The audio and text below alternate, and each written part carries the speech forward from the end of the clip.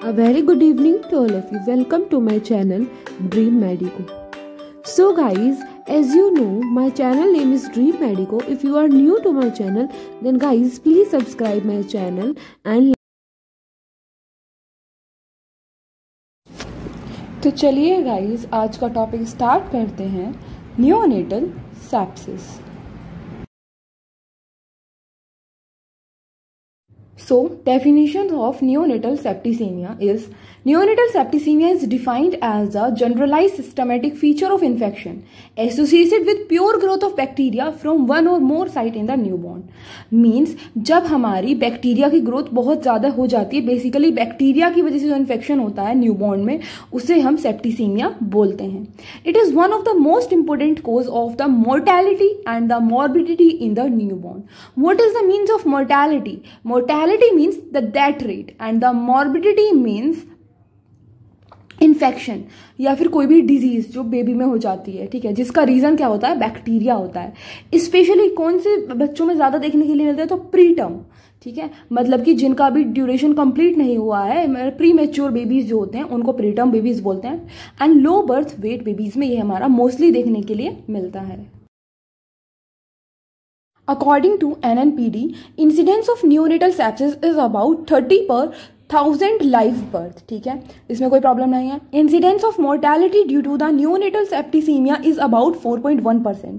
मतलब जो mortality rate होता है वो 4.1% होता है neonatal सेप्सिटीमिया की वजह से. जो मोर्टेलिटी रेट होता है वो 4.1% होता है. It is diagnose early and treated aggressively with antibiotics and good supportive care. Most cases of neonatal sepsis can be saved. ठीक है, मतलब कि जो है अगर हम इसे अर्ली डायग्नोज कर लें और एंटीबायोटिक्स वगैरह की हेल्प से हम इसको जल्दी से क्योर करने में सक्षम रहते हैं. When pathogen bacteria gain access into the blood stream, मतलब जब हमारा बैक्टीरिया जो है वो ब्लड में आ गया, बच्चे के ब्लड में आ गया, तो अब उसको कहाँ कहाँ उसको अफेक्ट करेगा?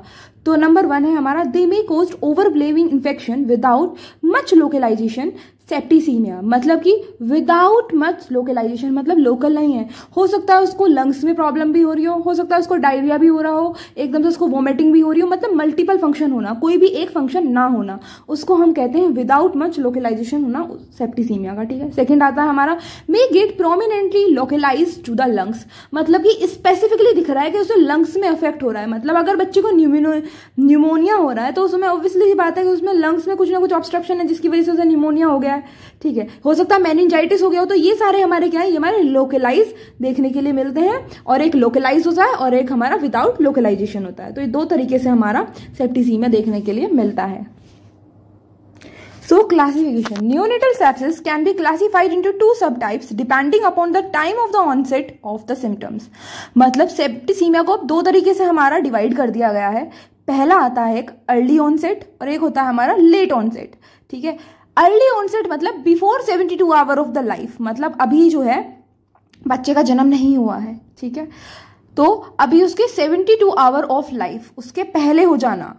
ठीक है, बच्चे के जन्म से पहले हो जाना, that is known as early onset. और जन्म होने के बाद उसको सेप्टिसीमिया होना after 72 hour of the life, that is known as late onset. Understand? इसमें कोई प्रॉब्लम है ही नहीं, वेरी इजी. अर्ली ऑनसेट जो होता है हमारा mainly due to bacterial acquired before and during the delivery.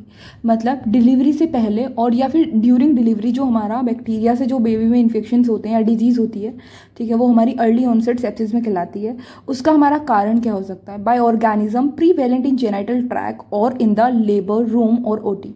Means ये होता है कि कोई भी ऑर्गेनिज्म, जैसे कि अगर हमारी जो मदर है वो हो सकता है कि HIV पॉजिटिव हो, या फिर कोई मदर जो है पहले से ही किसी भी बैक्टीरिया से इफेक्टेड है, तो क्या होगा? जब मदर का जो ब्लड ट्रांसफ्यूजन होता है, ठीक है, जब मदर का और बेबी का जब ब्लड मिलेगा तो हो सकता है कि उसके जेनाइटल ट्रैक से उसमें बैक्टीरिया चला जाए. मतलब कि जेनाइटल ट्रैक के थ्रू बैक्टीरिया का ट्रांसफर हो जाना मदर से बेबी में, ठीक है, उसकी वजह से हो जाना, ये हमारा अर्ली ऑनसेट का रीज़न होता है. या फिर एक कारण इसका हो सकता है कि लेबर रूम जो है क्लीन नहीं है. ठीक है, कोई भी क्लीन नहीं है, OT रूम क्लीन नहीं है, उसकी वजह से कोई इन्फेक्शन हो जाना. ठीक है, ये हमारा बहुत बड़ा फैक्टर होता है. And mostly cause by the gram negative organism. जो ग्राम नेगेटिव ऑर्गेनिज्म होते हैं उनसे होता है, जैसे कि ई कोलाई से, क्लैब्सेला से, एंट्रोबैक्टर से, ग्रुप ऑफ बी स्ट्रेप्टोकोकाई से। तो इन सब की वजह से हमारा मोस्टली देखने के लिए मिलता है। Majority manifest as the R G due to the intrauterine pneumonia. I hope early onset of sepsis आपको समझ में आ गया होगा, इसमें कोई प्रॉब्लम है नहीं। Now associated factor of early onset sepsis include, या फिर हम इसको बोल सकते हैं रिस्क फैक्टर हमारे क्या हो सकते हैं, ठीक है। तो उसमें आएगा हमारा प्रोलॉन्ग्ड रप्चर ऑफ मेम्ब्रेन, ठीक है। मतलब जो मेम्ब्रेन जो होती है हमारी, उसका रप्चर पहले ही हो गया है, डिलीवरी टाइम से पहले हो गया है, ठीक है, 12 hour. And the foul smelling liquor, ठीक है, एक बहुत बैड स्मेल हो रही है, ठीक है, और हो गया है। मल्टीपल पर वेजाइनल एग्जामिनेशन, मतलब कि जो फीमेल का जब डिलीवरी होने वाली होती है उससे हम पहले उसका एग्जामिनेशन करते हैं, वेजाइनल एग्जामिनेशन करते हैं। बेसिकली जो है vaginal examination during delivery avoid किया जाता है क्योंकि इन्फेक्शन ट्रांसफर होने के चांसेस होते हैं। बट अगर तुमने एक बार कर सकते हो, आप 2 बार कर सकते हो, बट आपने 2 से भी कई बार कर लिया है, ठीक है, you did it multiple time, then हो सकता है उसकी वजह से। Maternal fever during within the 2 week of the delivery, हो सकता है कि जो मदर है उसको कंटिन्यू फीवर आ रहा है डिलीवरी से पहले, ठीक है। लो बर्थ वेट और द प्रीटर्म बेबी, ये भी एक रीज़न हो सकता है, ठीक है, अर्ली ऑनसेट का। बट डिफिकल्ट और प्रोलॉन्ग्ड लेबर मीन्स कि प्रोलॉन्ग्ड लेबर हो गया है, ड्यूरेशन जो होगा खिंच गया है, जितना टाइम एक नॉर्मल डिलीवरी के लिए होना चाहिए उससे ज़्यादा टाइम हो गया, उसको बोलते हैं prolonged labour. Birth asphyxia and difficult restitution, मतलब कि अब क्या हो गया है, जो बेबी है वो एस्फेक्सिया, मतलब उसको सांस लेने में दिक्कत हो रही है, या फिर उसको जो है कुछ भी हमारी प्रॉब्लम हो रही है, उसको रेस्पिरेटरी कोई भी प्रॉब्लम हो रही है, ठीक है, तो उसे रेस्टिट्यूशन करना पड़ेगा। Pathological evidence of the funisitis और presence of the polymorphs in gastric aspirate. I hope आपको ये सारे पॉइंट समझ में आ गए होंगे, ठीक है। आप इसमें से एग्जाम्स के पॉइंट ऑफ व्यू से, आपका जो भी आपका एग्जाम होता है उसमें से आप कोई भी, इसमें ज़रूरी नहीं है सारे पॉइंट्स लिखें, आप कोई भी 5 पॉइंट आप सेलेक्ट करके लिख सकते हैं, वो भी आपके इनफ होंगे। Now move to the late onset sepsis, ठीक है, caused by the organism of external environment of the home और हॉस्पिटल, ठीक है।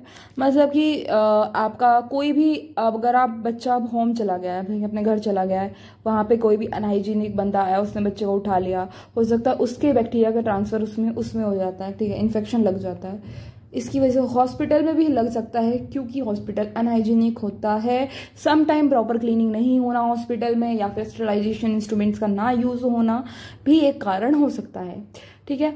Often transmission through the hand care provide. अब 2/3 of the gram negative organism, इसमें हमारे जो रेस्पॉन्सिबिलिटी होती है वो बैक्टीरियाज की होती है, लेकिन negative 2/3 by the gram negative organism like E. coli, Klebsiella, Enterobacterium, Serrata, Pseudomonas and the Citrobacter। तो इनकी वजह से ये होता है हमारा late onset sepsis. The associated factor of late onset sepsis include first low birth weight, preterm babies, delayed enteral feeding, ठीक है, and superficial infections भी हो सकते हैं, mechanical ventilation and presence of central venous catheter and the precutaneous catheter। तो ये हमारे सारे reasons होते हैं, या फिर हमारे बोल सकते हैं associated factor of late onset sepsis। इसमें से भी आप कोई भी 4-5 लिख सकते हैं आपके एग्जाम पॉइंट ऑफ व्यू से। Clinical feature: the early diagnosis of the NNS is difficult since most of the symptoms and signs are non-specific। मतलब बहुत सारे सिम्टम्स देखने के लिए मिलते हैं और जो साइन होते हैं वो हमारे कैसे होते हैं, नॉन स्पेसिफिक होते हैं। The possibility of sepsis must be considered with any clinical deterioration unless the event is readily explained by the other causes, ठीक है।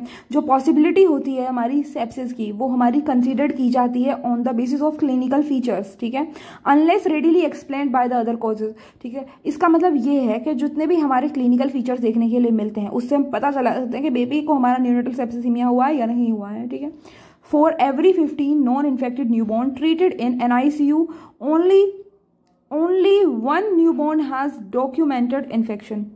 मतलब इन्होंने ये कहा है कि 15 non infected newborn treated in NICU, तो जितने भी न्यूबॉर्न्स होते हैं, ठीक है, जो भी हमारे इफेक्ट होते हैं वो हमारे NICU में ट्रीटेड करे जाते हैं, जिनमें हमारे सीवियर इन्फेक्शन देखने के लिए मिलता है।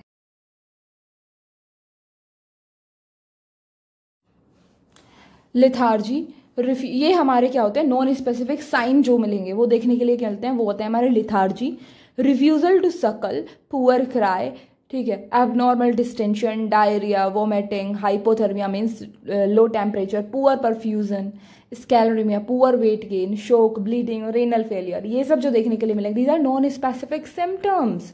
Now we move to the clinical features, जो हमारे मतलब कि सिम्टम्स कौन कौन से होंगे। अब आते हैं हमारे यहाँ पे cyanosis, tachypnoea, chest retraction, grunt, apnoea, fever, seizures, blank look, high pitched cry, excessive crying, ठीक है, नेक रिट्रैक्शन, बल्जिंग, फॉन्टेनल, ये सब हमारे क्या होते हैं, उसके क्लिनिकल फीचर देखने के लिए मिलेंगे। अंडरस्टैंड? जो आपको पता है, जो जिसमें थोड़ा स्टार टाइप बना हुआ है, ठीक है, वो particularly suggestive of the pneumonia, means वो बेसिकली जब बच्चे में निमोनिया होगा तब हमारा मिलेगा cyanosis, tachypnoea, chest retraction, grunt, apnoea, fever, seizures, नहीं सॉरी, फीवर और सीजर्स जो होंगे ये तो हमारे मेनिंजाइटिस में देखने के लिए मिलेंगे, लेकिन जो ऊपर वाले हमारे cyanosis, tachypnoea, chest retraction, grunt और एपीनिया, ये तीनों हमारे फंक्शन मिलते हैं निमोनिया में, और बाकी नीचे के जो प्लस वाले हैं वो हमारे मेनिंजाइटिस में देखने के लिए मिलते हैं। ठीक है, ये हमारे स्पेसिफिक होते हैं, और ये लेथार्जी, रिफ्यूजल, ये हमारे नॉन स्पेसिफिक होते हैं।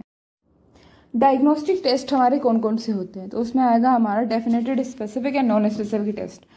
तो हमारा जो कराना पड़ेगा, blood culture, CSF culture, urine culture, tracheal aspiration culture, polymerase chain reaction, PCR भी बोल सकते हैं इसे हम, लेटेक्स पर्टिकुलर एग्यूलेटेशन टेस्ट भी कराएंगे। ठीक है, नॉन स्पेसिफिक में हम कराएंगे white blood cell count, C reactive protein, micro ESR, other acute phase reactant, इनसे हम डायग्नोज करेंगे कि बच्चे को किस चीज़ से बच्चा अफेक्टेड है। बेसिकली ये वाले टेस्ट होते हैं जो हमें कराने होते हैं नियोनेटल सेप्टिसीमिया में।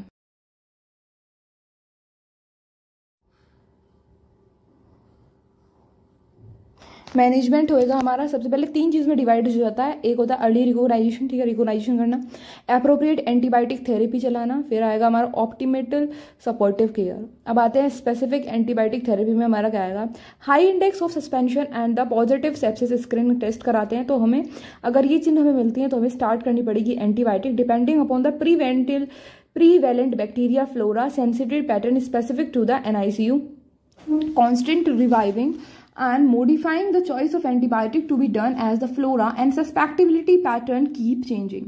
Period change prevent the emergence of antibiotic resistance, means according to हमें बैक्टीरिया कि हमारा कौन सी बैक्टीरिया से हमारा अफेक्टिव है उसके अकॉर्डिंग हमें एंटीबायोटिक्स चलानी होती हैं, और हमें ड्यूरेशन भी देखना होता है कि इतने ड्यूरेशन में हमें इस एंटीबायोटिक को चलाना है जिससे कि हमारा जो बेबी है हम उसे प्रिवेंट कर सकें सेप्सिस से। ठीक है,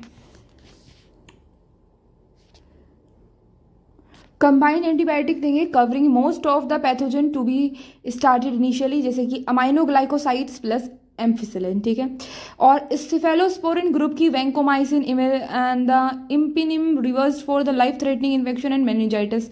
ठीक है, in the certain with the high incidence of resistance in cephalosporin start piperacillin, tazobactam and the methicillin and the vancomycin, ये सारी हमें एंटीबायोटिक स्टार्ट करनी पड़ेंगी। If etiological agent identified or highly suspected based on the clinical picture and started highly specific antibiotic, जैसे कि अगर हमारा GBS मिलता है तो उसमें मेरी ampicillin and the benzyl penicillin use करनी पड़ेगी। अगर E. coli क्लैब्सिला में हमारी क्या बनेगी, मेरी C4-टैक्सिम और द एम्फिसिलिन प्लस हमारी जेंटामाइसिन। जो C4-टैक्सिम अगर आपको पता हो तो क्या होता है C4-टैक्सिम, C4-टैक्सिम सेफेलोस्पोरिन ग्रुप की हमारी एंटीबायोटिक होती है 3rd जनरेशन की। ठीक है, अब अगर लिस्टीरिया में यूज़ करनी पड़ेगी, अगर लिस्टीरिया बैक्टीरिया की वजह से तो एम्फिसिलिन और जेंटामाइसिन यूज़ कर लो। एंटोबैक्टीरियल सेरेटा यूज़ कर लो तो उसमें हमारा पिप्टाज या फिर वैंकोमाइसिन, जेंटामाइसिन यूज़ कर लो। ठीक है, तो ये हमारे इसमें दिखाई गई है कौन कौन से बैक्टीरिया अगर अफेक्ट करेंगे तो उसमें हमारी कौन कौन सी हमारी एंटीबायोटिक्स हमें यूज़ करनी है। आई होप इससे आपको समझ में आ जाएगा। ड्यूरेशन ऑफ एंटीमाइक्रोबियल थेरेपी, अगर हमने कल्चर टेस्ट कराया और सेप्सिस स्क्रीन टेस्ट कराया है तो हमारा कल्चर और सेप्सिस स्क्रीन टेस्ट नेगेटिव आया है, but clinical picture suggestive of sepsis, लेकिन जो क्लिनिकल फीचर्स होते हैं वो हमें बता रहे हैं कि इसको सेप्सिस है, तो हमें 5 से 7 दिन तक उसमें हमारी क्या चलानी पड़ेंगी, एंटीबायोटिक थेरेपी चलानी पड़ेंगी। सेप्सिस स्क्रीन टेस्ट तो पॉजिटिव है लेकिन ब्लड कल्चर टेस्ट जो है वो नेगेटिव है, तो 7 से 10 दिन तक चलानी पड़ेगी एंटीबायोटिक। ब्लड कल्चर पॉजिटिव है बट नो मेनिंजाइटिस, तो हमारी 10 से 14 दिन तक एंटीबायोटिक चलानी पड़ेंगी। अगर सिर्फ मेनिंजाइटिस प्रेजेंट है irrespective of the culture report तो 21 दिन तक चलानी पड़ेगी। अर्थराइटिस है, ऑस्टियोमेलाइटिस है और एंडोकैराइटिस है तो हमें 4 से लेकर 6 हफ्तों तक चलानी पड़ेगी। ठीक है, और वेंट्रिक्युलाइटिस में हमें सिर्फ 6 वीक तक चलानी पड़ती है। आई होप आपको ये समझ में आ गया होगा। ये हमारे टोटली ऑप्शनल है, आप इसे एग्जाम में लिख भी सकते हो नहीं भी लिख सकते। अगर आपको मेरी आवाज़ बहुत स्लो लग रही हो कि मैं एक्सप्लेन बहुत स्लो कर रही हूँ या फिर मैं बहुत फास्ट कर रही हूँ, तो आप अपनी स्पीड को 2x पर कर सकते हैं, और अगर आपको मेरी फास्ट लग रही है तो आप उसको स्लो भी कर सकते हैं। I hope you understand. Now we move to the what is the supportive care. Supportive measures में क्या आएगा? नर्स जिस एम्बेंटेड टेम्परेचर, उसका रेगुलरली हमें टेम्परेचर पे इसका ध्यान देना है, ठीक है। IVF started and the enteral feeding stopped for the few days, मतलब कि हमें उसमें IVF यानी कि हमें इंट्रावेनस फ्लूइड स्टार्ट करना है, और जो हम उसे फीडिंग कर रहे हैं उसकी हमें स्टॉप कर देनी है, ठीक है। Correct hypoglycaemia by the 10% of the D bolus, ठीक है। हमें उसका हाइपोग्लाइसीमिया जो है हमें उसको बढ़ाना है बाय 10% of D bolus. Injection of vitamin K give in twice a week till the enteral feed and the reestablish, मतलब जब तक कि हम उसको दोबारा से फीडिंग ना कराना शुरू कर दें, ठीक है, माउथ से खाना ना शुरू कर दें, तब तक हमें उसे क्या होता है 2 हफ्ते तक हमें उसे विटामिन के की जो है डोज देनी है। ट्वाइस अ वीक, ठीक है। वीक में 2 बार हमें उसको लगानी है विटामिन के की डोज, ठीक है। अब आएगा soda bicarbonate to correct the metabolic acidosis, ठीक है।